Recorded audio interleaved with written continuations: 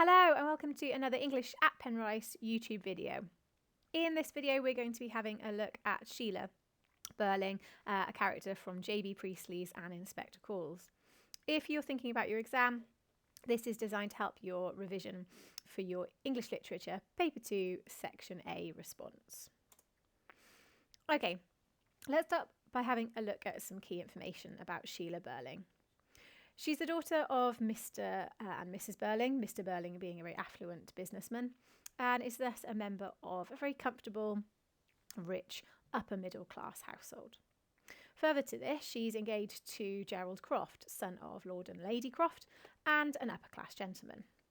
This means that when she does get married to him, she will be the member of an upper class household.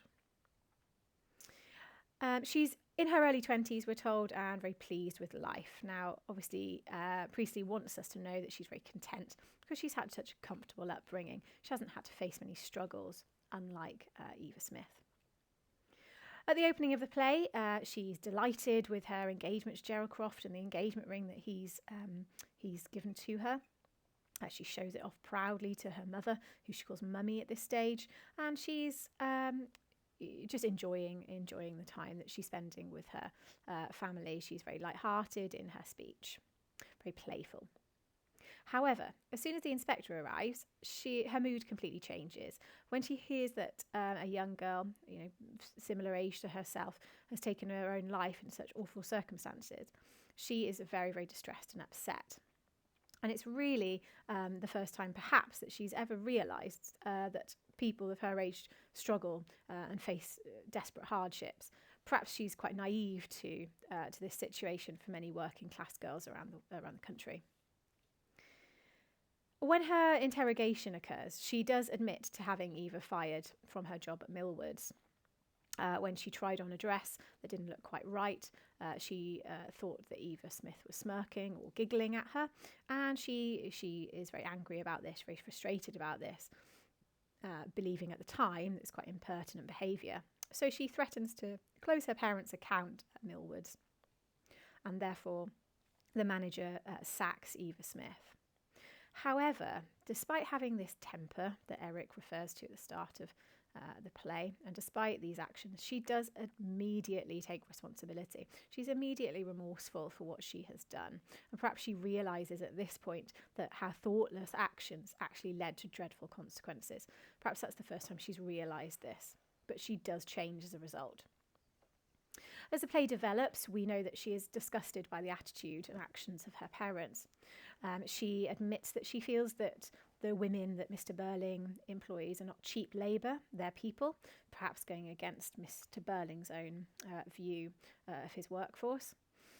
She admits that she thinks it was a horrible thing to do to have Mrs. Birling turn Eva Smith away. And then finally, she is distraught that they can't show any remorse or accept any responsibility for their actions. As well as this, she undergoes a significant change throughout the course of the play. At the start of the play, she's rather naive, quite childlike sometimes in her speech, but by the end of the play, she's a very independent, very forward-thinking and open-minded young woman who does not accept the engagement ring back from Gerald and is confident enough to stand up to her parents and have a view of her own.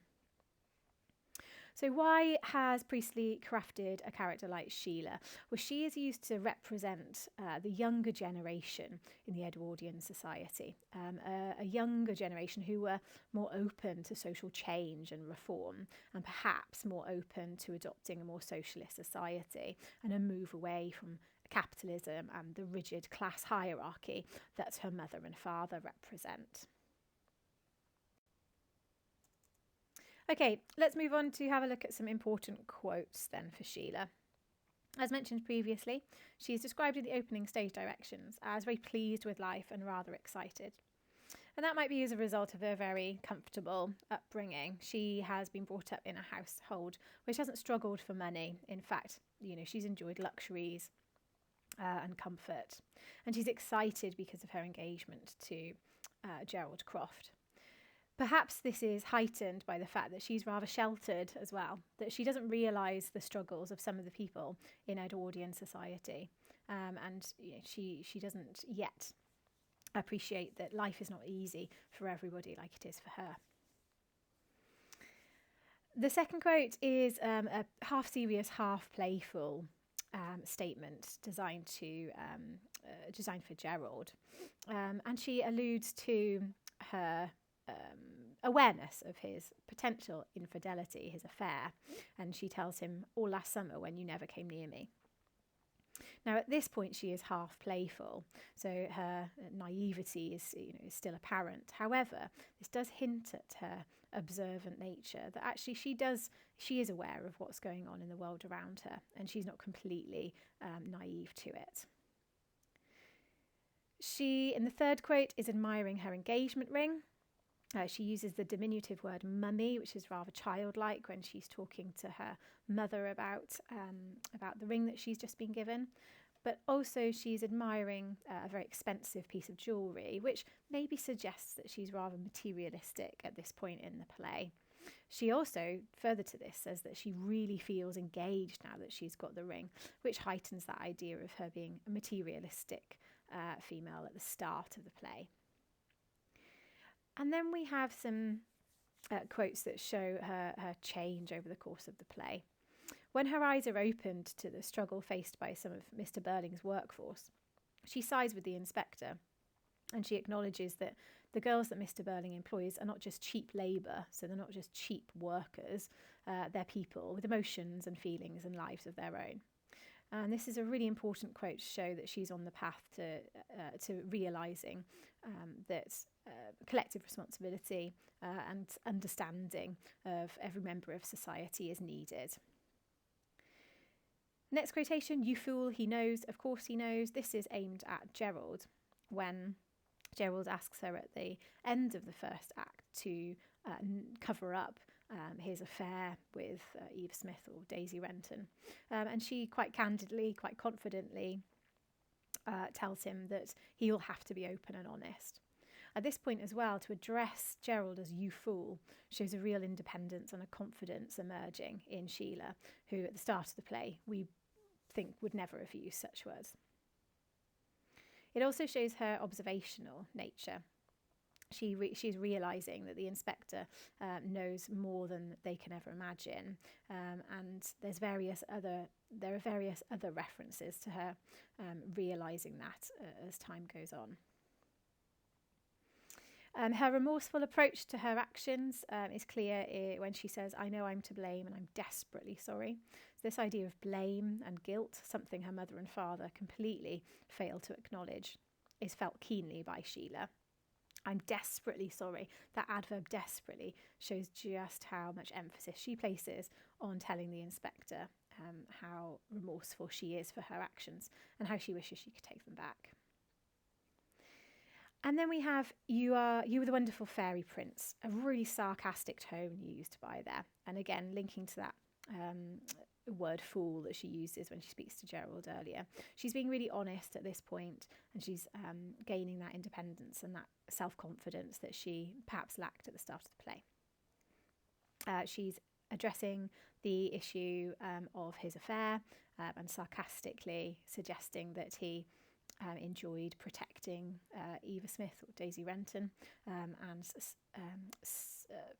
saving her from that situation she found herself at the Palace Bar.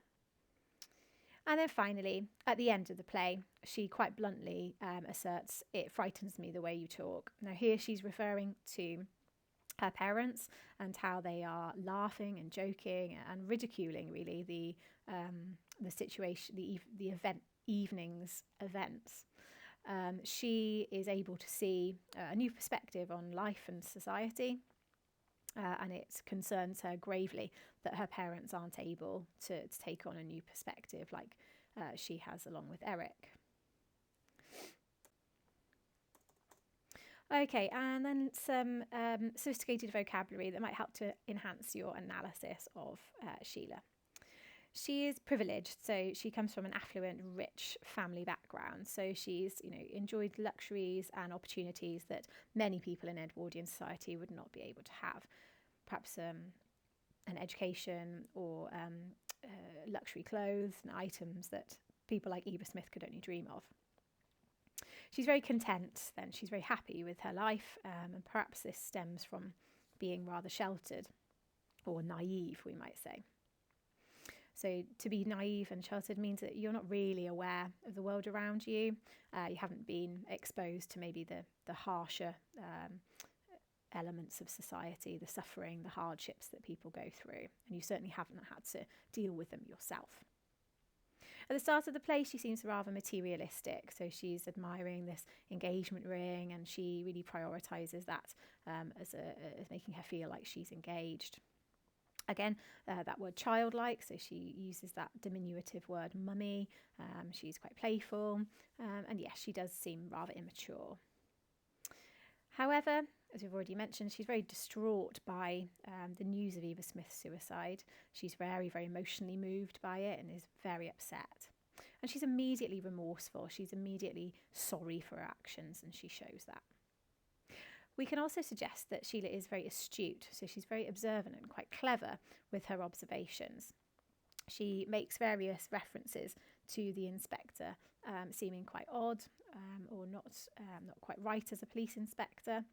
And she also refers to time as well in the play, which suggests that perhaps she realises this circle of events that's going to occur again if they don't all accept their responsibility as a family.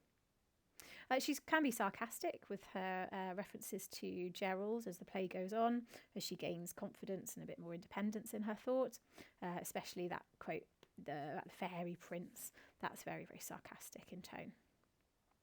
And then towards the end of the play, she has completely changed to be a very independent young woman with her own thoughts and feelings and decisions, and very self-aware as well. She knows perhaps a little bit more about who she is and the perspective on society that she wants to take as time moves forward. Okay, so that was an exploration of Sheila Birling from An Inspector Calls. Do sign up to the English at Penrice YouTube channel for more videos to support your English literature and language revision.